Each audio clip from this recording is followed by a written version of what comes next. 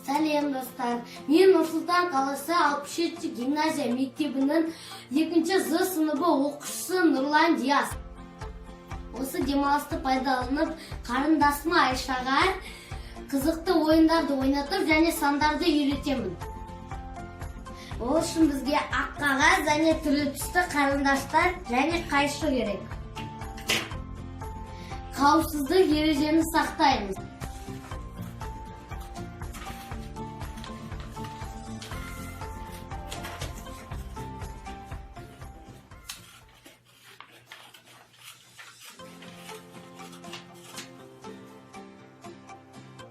Ақ қағазды екіге бөліп, және түрлі түсті қарындашпен бірден 5-ке дейін жазып шығамыз.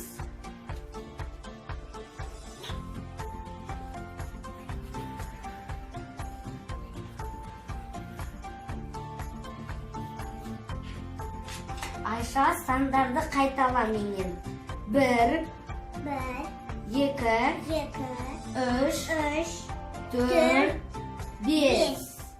Енді кері қарай санаймыз. Кері қарай санаймыз. 5, 4, 3, 2. Ал енді ойынымызды бастайық. Диас, Айша дайынсыңдар ма? Я. Ал кеттік ендеше. 2 және 4. Ой. Ал допты қоя қой. 1 және 5. Жүр. Осы ойынды түрлі түстермен де ойнауға болады.